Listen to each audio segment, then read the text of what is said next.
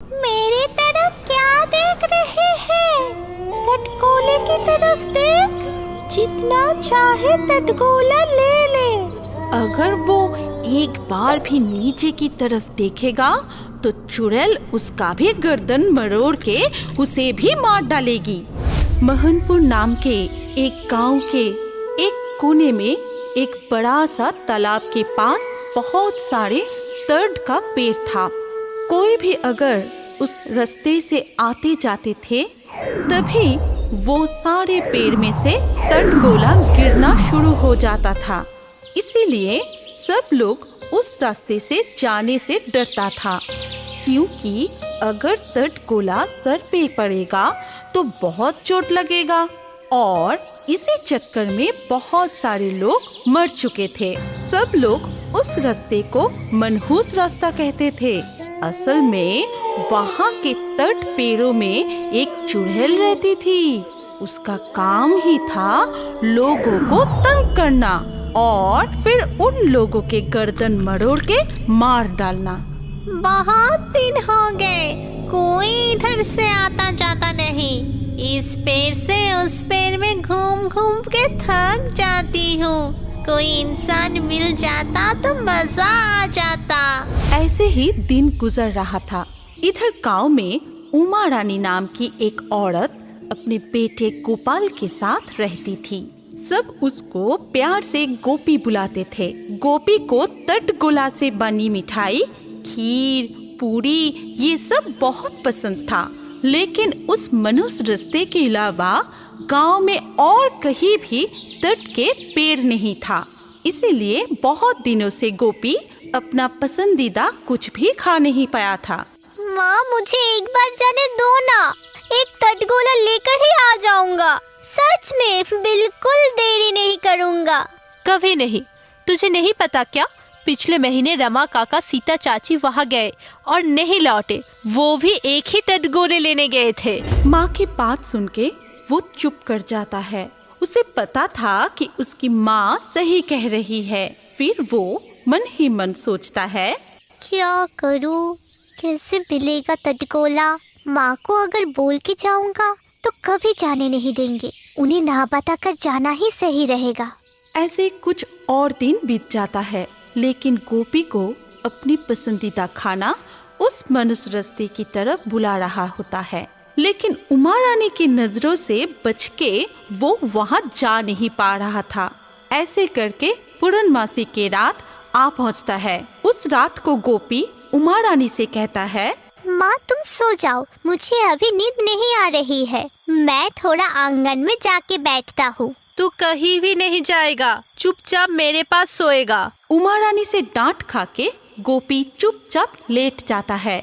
जब तक उमा रानी गहरी नींद में चली नहीं जाती तब तक वो वैसे ही लेटा रहता है। गहरी रात में जब उमा रानी नींद में थी तभी गोपी धीरे से जाके दरवाजा खोलता है और बाहर निकल जाता है। बाहर निकल के गोपी सोचता है, कितना सुंदर चांद निकला है आसमान में। चारों तरफ कितना उजाला है। ऐसा लग रहा है कि सुबह हो गया है। मुझे कुछ नहीं होगा, कुछ तटगोले लेकर ही लौट आऊंगा। सुबह माँ ये सब देख के अचंभित हो जाएंगे। ये सब सोचते हुए वो बोरे लेकर तट पेड़ की तरफ चल पड़ता है। दूर से ही तट पेड़ दिखाई देता है। गोपी मन ही मन बहुत खुश हो जाता है। फिर थोड़ी और आगे जाते ही वो देखता है बहुत सारी तटगोला नीचे पड़ा हुआ है। पूर्णमासी के रात होने के कारण वो सभी तटगोला उसे आराम से दिखाई दे रहा था। कितना सारा तटगोला! आज तो तटगोला लेने में बहुत मजा आएगा। कोई रोक टोक नहीं, जितना मर्जी लेते जाओ।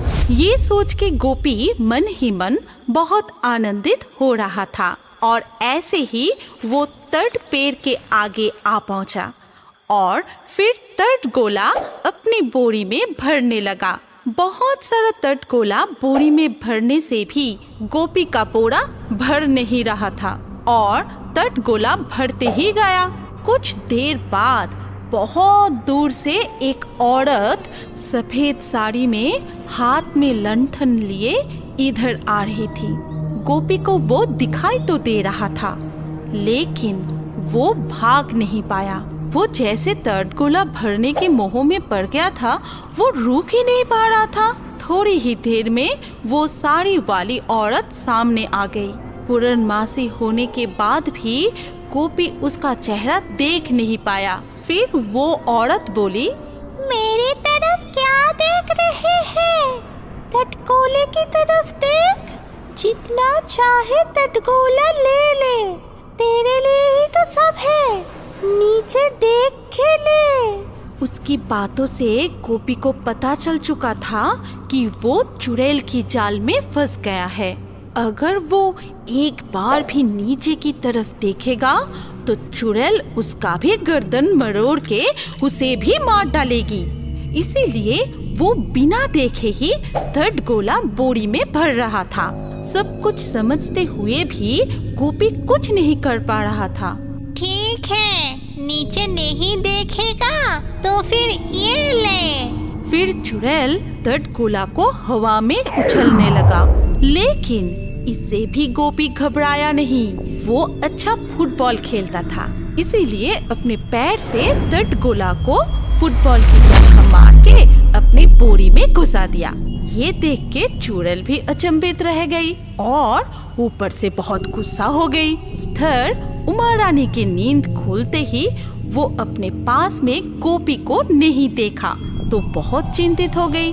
पूरा घर पे और आसपास में ढूंढ के भी गोपी ना मिलने पर गांव के कुछ और लोगों को भी बुलाई और गोपी का तटगोला लेकर जो लालच है वो सबको बताई। हाँ, तुम्हारी बात सुन के तो लग रहा है कि गोपे वहीं गया है। भगवान करे हमने देर ना कर दी हो। शुभ शुभ बोलिए सरपंच जी, उस इकलौते बेटे के अलावा मेरे और कोई भी नहीं है। आप तो जानते ही हैं, उसे अगर कुछ भी हो जाएगा तो मैं जीते जी मर जाऊंगी। अरे अरे, बात करके समय को नष्ट मत करो। अरे चलो सब लोग जल्दी से उस मनहूस रास्ते की तरफ चलो। ये कह के सब लोग उमा रानी के साथ चल पड़े। पूर्णमासी होने के कारण रात में भी सब कुछ दूर से ही दिखाई दे रहा था। जब सब लोग तट पेड़ की तरफ आ पहुँचे तो दूर से ही सबको गोपी दिखाई दिया। अरे क्या कर रहा है वो? और वो सामने कौन खड़ी है? कैसे बचाओ अपने बेटे को? अरे जितना हो सके जोर से उसका नाम पुकारो, हो सकता है उसका मोह भंग हो जाएगा। गोपी इधर आजा, गोपी इधर आजा।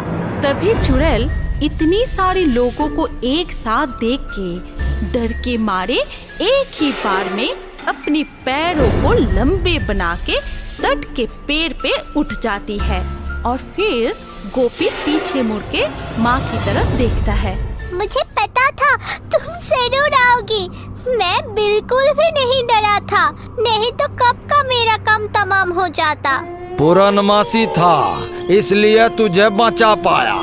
अगर अमावस होता ना तो चुड़ैल की शक्ति ज्यादा होती, हम लोग शायद कुछ नहीं कर पाते। अब से कभी भी तटगोले के लिए जिद नहीं करूँगा माँ, तुम चिंता मत करना। उमा रानी गोपी को गले लगाकर रो पड़ती है। फिर सब लोग वहाँ से लौट जाते हैं। हमारी कहानी यहीं पर समाप्त होती है। अगर आपको ये कहानी अच्छी लगी हो तो इस वीडियो को लाइक करें और अभी और एक नई मजेदार कार्टून देखने के लिए स्क्रीन के ऊपर इस वीडियो को क्लिक कीजिए और हमारे इस चैनल को जल्दी से सब्सक्राइब कर लीजिए।